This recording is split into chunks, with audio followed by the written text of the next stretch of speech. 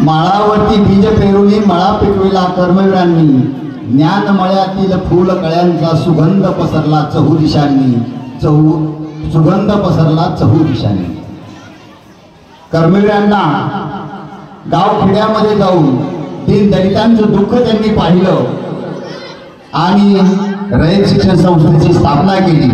त्यांच्या अर्धांगिनी लक्ष्मी वहिनी यांनी आपले 120 तोळे सोने या कर्मवीर म्हणजे रयत शिक्षण संस्थेसाठी त्यांनी मोडले। अशा महान विभूतींना मी प्रथम अभिवादन करतो आणि माझ्या भाषणाची सुरुवात करतो।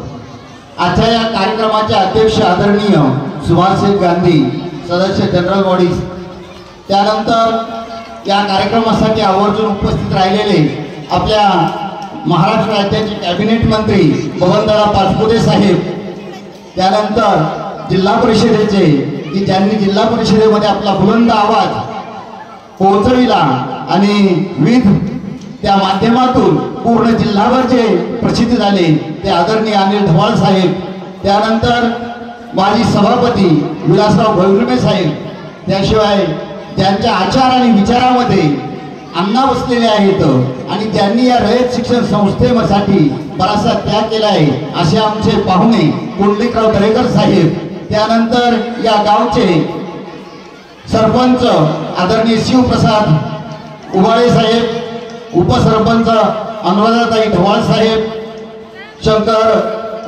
शंकर जमदाडे साहेब, गणेश शिंदे, सुनील शिंदे, लताबाई सूर्यवंशी, दादा गव्हाणे, या विद्यालयाचे प्राचार्य आदरणीय गदादे साहेब, माझे मित्र पर्यवेक्षक गालमेज सर आणि उपस्थित सर्व मान्यवर, चुकून जर कोणाचा नामोल्लेख राहिला असेल तर या ठिकाणी मला क्षमा करावी अशी मी आपल्या मंचावरील सर्व उपस्थितांना मी वंदन करतो।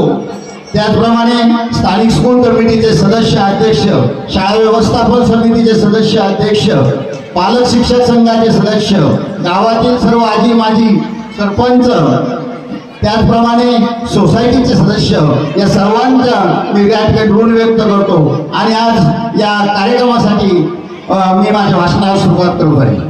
आता विद्यार्थी मित्रांनो, आपण कर्मवीर अण्णांच्या शाळेमध्ये शिकत आहोत। आता कर्मवीर अण्णांचा जन्म कधी झाला सर्वांना माहिती, तुम्हाला काही प्रश्न विचारणार आहे। कधी झाला? 22 सप्टेंबर 1887 या दिवशी झाला। आता 22 सप्टेंबर या दिवसाचं महत्त्व काय? भौगोलिक दृष्ट्या 22 सप्टेंबर या दिवसाचं भौगोलिक दृष्ट्या महत्त्व असं आहे की 22 सप्टेंबर जो दिवस आहे त्याला भूगोलामध्ये आयन दिन म्हणतात।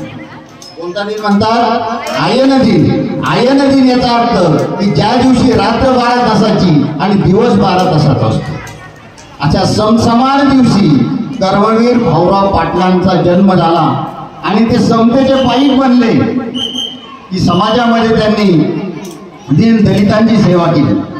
त्यांनी काही असा विचार केला नाही की हा स्पृश्य आहे, अस्पृश्य आहे, हा प्रत्येक घरामध्ये पोहोचले आणि समतेचा संदेश दिला। त्यांनी आपल्या शाळांमध्ये, आपल्या वसतिगृहांमध्ये सर्व जाती धर्माच्या मुलांना त्यांनी शिक्षण दिलं। जॉन मेकाले हा एक शास्त्रज्ञ होता, म्हणजे तत्ववेत्ता होता। त्या तत्ववेत्याचं असं म्हणणं होतं की शिक्षण हे ओढून दिलं पाहिजे।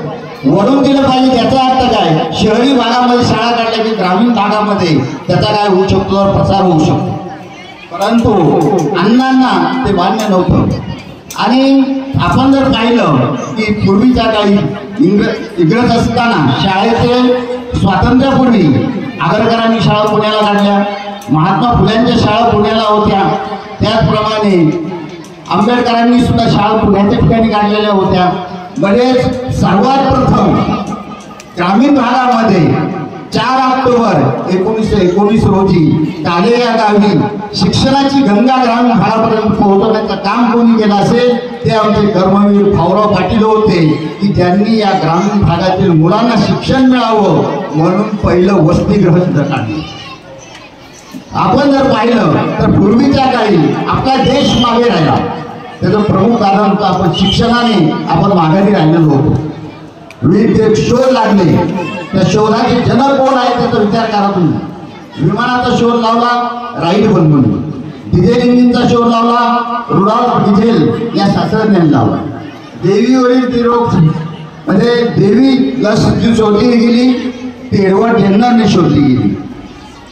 जी मार्कोनीने रेडिओचा शोध लावला. त्यानंतर तो रॅबिज नावाचा रोग होतो की कुत्रं चावल्यानंतर पिसाळलेलं कुत्रं चावलं की रॅबिज नावाचा रोग होतो, त्याच्यावर लस कोणी शोधली तर लुई पाश्चरने शोधली. उत्क्रांतीवादाचा शोध कोणी लावला म्हणजे असे विविध शोध आपण जर पाहिले तर ते शोध हे सगळे विदेशात लागले. त्याचं कारण असं आहे की विदेशामध्ये शिक्षणाची गंगा सर्वात प्रथम पोहोचली गेली आणि आपल्याकडे शिक्षण हळूहळू पोहोचलं गेलं. त्यामुळे जाती धर्मामध्ये वेगवेगळ्या अंधश्रद्धेने हा समाज गांजलेला होता. ग्रामीण भागाची जर स्थिती पाहिजे आपण तर ग्रामीण भागामध्ये शेतमजुरी किंवा गुलामासाठी काम करावं लागत असायचं. लोकांना खायला अन्न नसायचं, झोपडीमध्ये लोक राहायचे, शिक्षणाचा अभाव होता आणि त्याच्यामुळे या ग्रामीण भागाचा विकास हा होत नव्हता. हे ओळखलं कर्मवीर अण्णांनी. कर्मवीर अण्णा ज्यावेळेस ग्रामीण भागामध्ये फिरत असायचे त्यावेळेस हे दैन्य आणि दुःख त्यांनी ओळखलं आणि या समाजाला या गुलामीतून या शोषणातून जर बाहेर काढायचं असेल तर त्यासाठी शिक्षणाशिवाय पर्याय नाही बाळांनो, हे त्यांना पटलं. म्हणून त्यांनी शाळा सुरू केल्या. त्यांचं जीवन तर आपण पाहिलं की इयत्ता 6वीला कर्मवीर अण्णा हे नापास झालेले होते. त्यांचे जे गुरुजी होते कुलकर्णी गुरुजी की ज्यावेळेस शाहू महाराजांच्याकडे कर्मवीर अण्णा राहत होते, शाहू महाराजांकडे राहत असताना त्यांनी मल्लविद्येमध्ये निपुण झालेले होते. शाही खुराक खाऊन तब्येत चांगली होती. अण्णा 7 फूट उंचीचे होते. भरपूर ताकद मेहनत करून कमावलेली होती. परंतु त्यांचं अभ्यासाकडे लक्ष नव्हतं. गणित आणि इंग्रजी हा विषय काही खेळत खेळत शिकायचे विषय नाही, नाहीतर तेच आपल्या जीवनाचा खेळ करतात. त्यांचं तसंच झालं. कर्मवीर अण्णा इयत्ता 6वीला नापास झाले. ते समजली शाहू महाराजांना बातमी. त्यावेळेस शाहू महाराजांनी त्यावेळेस त्या कुलकर्णी सरांना बोलून घेतलं गुरुजींना आणि गुरुजींना म्हटले हा मुलगा गुणी आहे, हा मुलगा नक्की नाव कमवेल, मल्लविद्येमध्ये निपुण आहे, याला काय करायचं तुम्ही पुढच्या वर्गात घाला. परंतु त्यावेळेचे गुरुजी हे करारी होते, अत्यंत करारी स्वभावाचे होते. त्यांनी तात्काळ उत्तर दिलं की हा अभ्यासात पूर्ण कच्चा आहे, हा विद्यार्थी पुढे जाऊ शकत नाही, हा कच्चा विद्यार्थी आहे. त्या एक वेळेस हा बसत असलेला बात हा पुढच्या वर्गात जाईल, परंतु मी याला पुढच्या वर्गात घालणार नाही. हे शाहू महाराजांना पटलं. पण एक वेळ चांगलं झालं की काही घटना अशा घडत असतात की अपयश जरी आलं तर अपयशाला सामोरे जाण्याची ताकद आपल्यामध्ये असली पाहिजे. जर अण्णा पास झाले असते तर तहसीलदार झाले असते, कोणी अधिकारी झाले असते, मॅट्रिक झाले असते, आपल्या फक्त सुखाने संसार केला असता. ते 6वी नापास झाले म्हणून त्यांना ह्या रयत शिक्षण संस्थेची स्थापना करण्याची कल्पना कर्मवीर अण्णांना सुचली गेली. या कर्मवीर अण्णांनी मग नापास झाल्यावर करायचं काय, गावाकडे ते आलेले होते. त्याच्यामध्ये आपण जर पाहिलं की त्या काळचे बरेचसे समाज सुधारक की जे समाजाची सुधारणा करण्यासाठी प्रयत्न करत होते. डॉक्टर बाबासाहेब आंबेडकरांचा जर विचार केला, प्रचंड बुद्धिमान, 18 तास अभ्यास करायचे. मुलांना तुम्ही 2-3 तास बसले त्या ठिकाणी तुम्हाला लगेच गोंधळ घालायला सुरुवात करतात. अमेरिकेच्या कोलंबिया विद्यापीठामध्ये त्यांचा फोटो लावलेला आहे आणि त्या फोटोच्या खाली लिहिलेला आहे we were proud of this brilliant student because who wrote the constitution of large democracy of India. म्हणजे ज्याने जगातील सर्वात मोठ्या लोकशाही देशाची राज्यघटना लिहिली, त्या राज्यघटनेजनक जे आमच्या युनिव्हर्सिटीचे कोण आहेत तर ते विद्यार्थी आहेत मित्रांनो. असे हुशार ब्रिलियंट विद्यार्थी या काळामध्ये घडले गेलेले होते. त्यानंतर महात्मा फुलेंचा विचार केला तर महात्मा फुलेंच्या विचाराचा कर्मवीर अण्णांवर प्रभाव पडलेला होता. त्यात महात्मा फुलेंचा विचार करत असताना कर्मवीर अण्णा त्या प्रभावामध्ये गेलेले होते. सत्यशोधक समाजाची स्थापना केलेली होती. बरेचसे समाज सुधारक निर्माण झालेले होते. अंधश्रद्धा निर्मूलनाचे कार्य ते करत होते. त्याच्यामध्ये महात्मा फुलेंचे तत्व होते की ईश्वर सर्वव्यापी आहे, ईश्वराचा भक्ती करण्याचा सर्वांना अधिकार आहे, मद्यपान करणार नाही, मांसाहार करणार नाही, अशा बऱ्याचशा आणि कोणाकडून रंजल्या गांजल्यांची सेवा करेल अशा प्रकारचं तत्व त्यांनी घेतलेलं होतं. कर्मेरांना त्यानंतर लक्ष्मणराव किर्लोस्करांनी ज्यावेळेस नांगराचा फाळ हा कारखाना टाकलेला होता, आता फाळ मग त्यावेळेस त्याचे ते मार्केटिंग करू लागले. मार्केटिंग करत असताना ते गावोगाव फिरले आणि गावागावातील जी दारिद्र्य दैन्य त्यांनी पाहिलं की हा समाज कसा नागवला जात आहे, या समाजाचं शोषण कसं होत आहे. गरिबीने गांजलेल्या समाजाला जर आपल्याला याच्यातून बाहेर काढायचं असेल तर आपल्याला शिक्षणाशिवाय पर्याय नाही हे त्यांनी ओळखलं. गावागावामध्ये फिरायचे, प्रचार करायचे. कशा प्रकारचा प्रचार असायचा? फिरेल फाळ पिकेल माळ, फिरेल फाळ जाईल काळ. आणि त्या किर्लोस्करांच्या मोठ्या प्रमाणाच्या नांगराचे फाळ कपू लागले. किर्लोस्करांची कंपनी मोठ्या विकास झाला, मोठ्या प्रमाणात नफा कमवू लागली. पण अण्णांना हे की अण्णांचं मन स्वस्त बसून देत नव्हतं, नोकरी त्यांना करावीशी वाटत नव्हती. किर्लोस्करांच्या त्यांनी राजीनामा दिला आणि ते समाजकार्यामध्ये उतरले. नंतर कुपर नावाचे, धनाजी कुपर नावाचे एक ग्रहस्थ होते, त्यांनी त्यांच्याकडे गोड बोलून त्यांना घेतलं. त्यांनी एक कंपनी सुरू केली होती, त्याचा प्रचार सुरू केला. पण त्यावेळेस त्यांनी सांगितलं होतं की जर तुम्ही माझ्या शिक्षण कार्यासाठी नफ्यातला काही भाग देत असताल तरच मी तुमच्याकडे नोकरी करायला तयार होईल. ती कुपरची कंपनी जोमामध्ये आली, मोठा फायदा झाला. पण धनाजी कुपर नंतर बदलले. त्यावेळेस ते म्हटले होते की श्रीमंताच्या घरी धनाची संपत्ती जरूर असेल पण देण्याची दानत त्यांच्याकडे नाही. त्या नोकरीचा राजीनामा दिला. पूर्ण वेळ ते रयत शिक्षण संस्थेसाठी देऊ लागले. काले या गावी त्यांनी ती शाळा सुरू केली, वसतिगृह सुरू केलं. नंतर 1924ला त्यांनी साताऱ्याला ते घेऊन आले. ती धनिनीची बाग म्हटली जायची. त्या काळच्या राजघराणे कोणते तर भोसले घराणे. त्या भोसले घराण्याचा जर आपण इतिहास बघला की प्रतापराव भोसले, आता उदयनराजे भोसले खासदार आहेत, त्यांचे वडील प्रतापराजे भोसले, त्यांच्या वडिलांनी ती जमीन खंडाने 10 एकर जमीन अण्णांना दिलेली होती. 2 विहिरी होत्या, नारळा पंपाची झाडं होती, त्याप्रमाणे आंब्याची झाडं होती. ती जागा दिली, त्या जागेमध्ये त्यांनी वसतिगृह सुरू केलं. आणि त्या वसतिगृहामध्ये ग्रामीण भागातील दीन दलितांची सर्वांची मुलं ते त्या ठिकाणी घेऊन आली आणि त्या मुलांना स्वखर्चाने ते खर्च करू लागले. 1924 ते 27 पर्यंत जर कालावधी पाहिला त्या वसतिगृहाचा एकूण खर्च झाला होता 6,000 रुपये. आज 6,000 रुपये आपल्याला कमी वाटतात, पण ते आज 60 लाखासारखीची किंमत आहे. आणि त्यांना देणगी रूपाने प्राप्त झालेला पैसा होता फक्त 1600 रुपये. या काळामध्ये त्यांना आपल्या पत्नीचे दागिने मोडावे लागले. 120 तोळे दागिने त्या स्त्रीच्या अंगावर होते. पण अण्णांनी तिला लंकेची पार्वती बनवली. अण्णांनी ते सर्व हळूहळू दागिने मोडले. वहिनी आपण त्यांना म्हणतो, लक्ष्मीबाईंना वहिनी का म्हणतात तर अण्णांचा एक छोटा भाऊ होता बंडू, तो त्यांना वहिनी म्हणायचा. वसतिगृहातील सर्व मुले त्यांना वहिनी म्हणू लागली. कोणत्याही जाती धर्माचा त्यांनी कधी विचार केला नाही. सर्व जाती धर्माचे मुलं त्यांनी आपल्या शाळेमध्ये दाखल करून घेतले. 1927 साली महात्मा गांधीजींचा मुंबई प्रांतामध्ये दौरा होता आणि त्या वसतिगृहाचं नामकरण करायचं होतं. त्यांनी महात्मा गांधीजींना पत्र पाठवलं की या वसतिगृहामध्ये की आपण येऊन भेट द्यावी.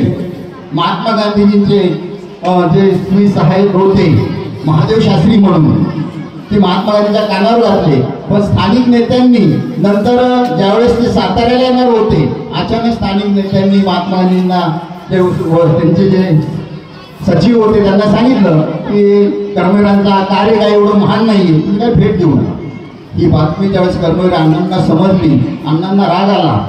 स्वाभिमानी होते पण अण्णा आपल्या 60-70 मुलं वसतिगृहामध्ये होते, सर्व जाती धर्माची मुलं होते. त्या मुलांना घेऊन अण्णांनी काय केलं, कराडावरून साताऱ्याला येत असताना मध्ये एक मोठा बोगदा लागतो, त्या बोगद्याच्या ठिकाणी आपली 60-70 मुलं घेऊन थाळीनाद करून त्यांनी गाडी अडवली. महात्मा गांधींनी गाडी अडवली. गांधीजी थांबले. गांधीजींना विनंती केली की मी या दीन दलित गोर गरीब जनतेची मुलं आपल्याला या ठिकाणी सांभाळत आहे, आपण कमीत कमी वसतिगृहाला भेट द्यावी. गांधीजींनी महादेवभाईंकडे पाहिलं, महादेवभाईंनी स्थानिक पुढऱ्यांकडे पाहिलं.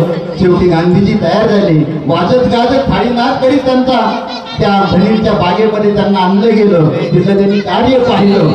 त्या कार्यामध्ये जर आपण पाहिलं तर त्याच्यामध्ये ज्ञानदेव घोलप नावाचा एक विद्यार्थी होता, दलित समाजाचा विद्यार्थी होता. त्याने सर्व मुलांची काय केली तर ओळख करून दिली. तोच विद्यार्थी पुढे डॉक्टर बाबासाहेब आंबेडकर यांच्या मूक नायक या साप्ताहिक संपादक झाला आणि स्वतंत्र भारतामध्ये तो आमदार सुद्धा झालेला होता. विधान परिषद सदस्य ते झालेले होते.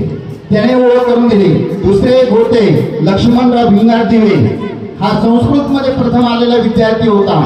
या विद्यार्थ्याची ज्यावेळेस ओळख करून दिली की तो सातारा जिल्ह्यामध्ये प्रथम आलेला होता, त्यावेळेस गांधीजींना खूप आनंद झाला. गांधीजींनी म्हटले की हा हाराचा मान तर या विद्यार्थ्याला आहे. आपल्या गळ्यातील हार त्या मुलाच्या गळ्यामध्ये त्यांनी टाकला. असे महात्मा गांधी. आणि महात्मा गांधींना जेव्हा समजलं सर्व जाती धर्माची मुलं एकत्र शिकतात, एकत्र खेळतात, एकत्र जेवतात, स्वयंपाकघर एक आहे यांचं, त्यावेळेस गांधीजींना सुद्धा आश्चर्य वाटलं. गांधीजी ने कहा उस समय कि यह काम तो मैं मेरे साबरमती आश्रम में भी नहीं कर सका. ऐसे भौरव आपने इतना महान कार्य किया है.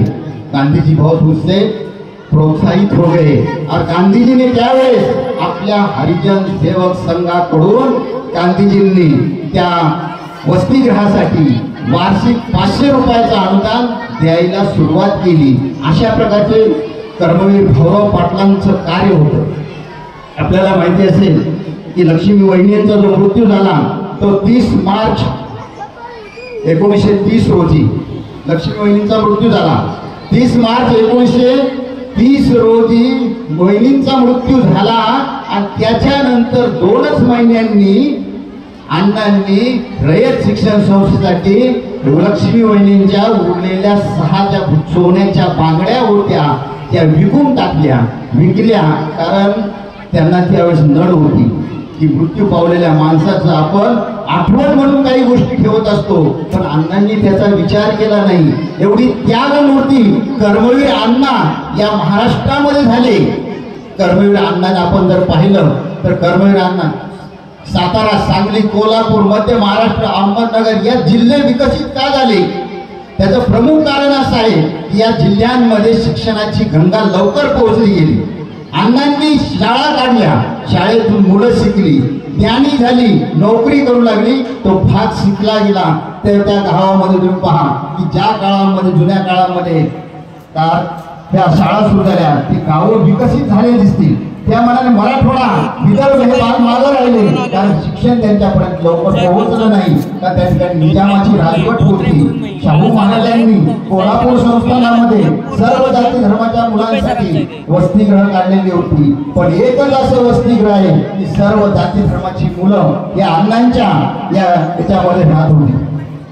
असे हे अण्णा होते. 1936 साली तुम्ही जर पाहिलं तर साताऱ्याचे कलेक्टर होते हमीद ए अली. साताऱ्याचे कलेक्टर होते हमीद ए अली. साताऱ्याचे कलेक्टर होते. त्यांनी अण्णांच्या संस्थेत भेट दिली. नेहमी येत असायचे. त्या मुलांकडे पाहून त्यांनी नेहमी त्या मदत ते करत असायचे. 1936 साली हमीद ए अली यांनी काय केलं तर संस्थेचं रजिस्ट्रेशन केलं. तोपर्यंत रजिस्ट्रेशन नव्हतं आणि पहिला अध्यक्ष होण्याचा मान ते साताऱ्याचे कलेक्टर हमीद ए अली यांना मिळाला. त्यानंतर इस्मालभाई मुल्ला म्हणून नावाचे ग्रहस्थ होते. त्या अण्णांच्या काले या गावी ज्यावेळेस पहिल्यांदा त्यांनी वसतिगृह सुरू केलं त्या वसतिगृहात मध्ये ते शिकलेले होते. त्यांनी जवळजवळ 35 वर्ष या संस्थेचे सचिव म्हणून कार्य केलं, पण 1 रुपया कधी त्यांनी घेतला नाही. त्यांनी 1 रुपया घेतला नाही. म्हणजे त्यांनी न हिंदू पाहिला न मुसलमान पाहिला. याच्यामध्ये आपण पाहतो न हिंदू बनेगा न मुसलमान बनेगा, इंसान की औलाद है तू इंसान बनेगा.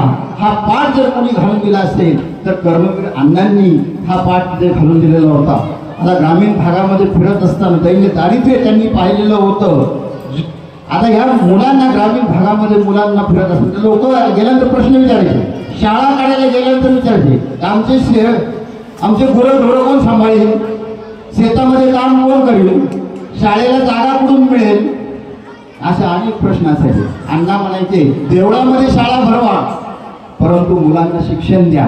मी शिक्षक देतो, अण्णा शिक्षक द्यायचे, त्यांच्याच कॉलेजचे शिक्षक द्यायचे, मुलांना शाळा सुरू करायच्या. आणि याच गावात सर्व गावांनी देणगी रूपाने जागा दिली, शाळा बांधून दिल्या.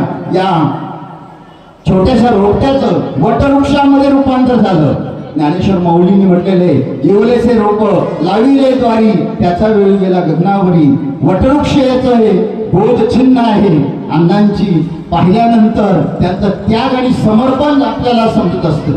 असे हे अण्णा की आता जगा मुलीने खूप सुंदर सांगितलं, खूप सुंदर उदाहरण दिलं की 1947ला छत्रपती शिवाजी कॉलेजची स्थापना साताऱ्यामध्ये त्यांनी केलेली होती. आणि त्यावेळेस छत्रपती शिवाजी कॉलेजची स्थापना करत असताना मोठे धनवान 2 लाख रुपये देणार, ते माझं नाव द्या म्हटले. पण मी म्हटले नाही, एक वेळ मी माझ्या बापाचं नाव बदली, परंतु छत्रपतींचं शिवाजी महाराजांचं या शाळेला कॉलेजला दिलेलं नाव बदलणार नाही. यातून त्यांचा करारीपणा, स्वाभिमान आणि छत्रपतींविषयी असलेला त्यांचा आदर आपल्याला दिसून येत असतो. असे महान कर्मवीर या ठिकाणी घडले गेलेले आहेत. त्याच्यामध्ये अनेक उदाहरणं आपल्याला सांगता येईल. जवळजवळ त्यांचं पुस्तक मी 2-4 पुस्तकं वाचली. खूप सुंदर सुंदर उदाहरणं आहेत. त्यांच्या जीवनाचा त्याग आणि समर्पण त्याच्यामध्ये आहे. परंतु वेळ या ठिकाणी फार झालेला असल्यामुळे या ठिकाणी थांबतो. त्यांच्या मृत्यूचा एक प्रसंग सांगतो. त्यांचा जो मृत्यू आहे 9 मे 1959 साली त्यांचा मृत्यू झाला ससून रुग्णालयामध्ये. ससून रुग्णालयामध्ये 5 मेला त्यांना हार्ट अटॅकचा झटका आला. हार्ट अटॅकचा झटका आल्यानंतर त्यांना दवाखान्यामध्ये ॲडमिट करण्यात आलं. 6 तारखेला त्यांनी आपले सर्व सहकारी बोलून घेतले. त्या 6 तारखेला सहकाऱ्यांना सांगितलं त्यांनी की आता माझं काही खरं नाही, आम्ही जातो आमच्या गावा, आमचा राम राम घ्यावा. ही मी जे वटवृक्ष रोपटं लावलेलं आहे ही जपवण्याची ताकद तुम्ही त्याचं पुढं वटवृक्षामध्ये रूपांतर तुम्ही करायचं आहे. त्याच वेळेस आपल्या नगरमधून जे गेले होते ते म्हणजे श्री देशमुख संगमनेरचे आहेत, सौ हिराबाई भापकर नगरचे आहेत, हे त्यांना भेटायला गेले होते. आपल्या कर्जतचे जिल्ह्यामध्ये सर्वात प्रथम शाळा कोणी काढली असेल तर कर्जतचे दादा पाटील हे त्यांच्या जवळच होते. दादा पाटील मृत्यू समयी सुद्धा अण्णांच्या जवळ होते. त्यावेळेस अण्णांनी त्याच काळामध्ये आदल्या दिवशी 8 तारखेला त्यांनी महाराष्ट्राचे पहिले मुख्यमंत्री यशवंतराव चव्हाण यांना पत्र धाडलं होतं. त्याचप्रमाणे त्यांनी शाहू महाराजांचं पुढचे जे महाराज होते शहाजी महाराज होते, शाहू महाराजांना शहाजी महाराजांनी पत्र पाठवलं की रयतेचा हा डोलारा फार मी मोठा केलेला आहे, परंतु माझ्या मृत्यूनंतर हा डोलारा कोण सांभाळेल? यशवंतराव तुम्हीच या लायक आहात. आपण हे ग्रामीण भागातील मुलांना शिक्षण देणारी संस्थाचं रोपटं जे लावलेलं आहे त्याचा विकास करण्याचा मी तुम्हाला म्हणजे मी आपणास विनंती करत आहे. आणि दुसऱ्या दिवशी 9 मेला सकाळी अण्णा जेवले, दूध भात खाल्ला, परंतु थोड्या वेळात नर्स आली, इंजेक्शन दिलं अण्णांना. त्यानंतर असंही वेदना होऊ लागल्या, पाय थरथरू लागले, त्यांचं तोंड वाकडं झालेलं होतं, बोलता येत नव्हतं, हातपाय हलत नव्हते, तरी तोंडातून आवाज फक्त येत होता, आई ग आई ग, हळू आवाज येत होता. 5 टाचा घासल्या जात होत्या. त्यावेळेस त्यांचे शेजारी दादा पाटील होते. त्यानंतर त्यांचे विद्यार्थी होते की ज्या विद्यार्थ्याला पी.जी. पाटील म्हणून की ज्या विद्यार्थ्याला त्यांनी विदेशामध्ये बॅरिस्टर करण्यासाठी पाठवलं होतं, तो विद्यार्थी होता की ज्याला ते पुराच्या पाण्यातून खांद्यावर घेऊन आले होते वसतिगृहामध्ये दाखल करायला. त्या पी.जी. पाटलांना जवळ होते आणि अचानक काय झालं तर मोठा आवाज झाला, वेदना प्रचंड होते त्या आणि अण्णांची प्राणज्योत मालवली गेली. विद्यार्थी मित्रांनो, अशा या महापुरुषाने या महाराष्ट्रासाठी फार मोठं कार्य केलेलं आहे की ज्यावेळेस एकदा अण्णांच्या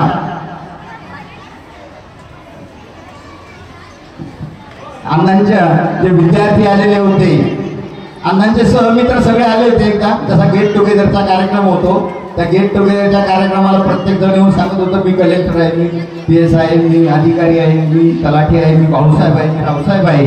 त्यावेळेस अण्णा उभे राहिले आणि ते एवढंच म्हणले की ज्ञानवंतांच्या सभेमध्ये चुकून आलेलं मी एक पाखरू आहे.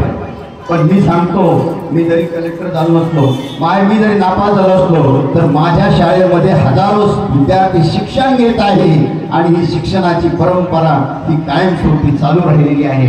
असे हे अण्णा महान होते. मी कर्मवीर अण्णा, त्यानंतर वहिनींच्या चरणी शतशः नम्र अभिवादन त्यांना करतो. त्याचप्रमाणे सर्व मान्यवरांनी जर माझ्याकडून काही चूक झाली असेल तर आपण मला क्षमा करावी अशी मी आपल्या सर्वांना विनंती करतो.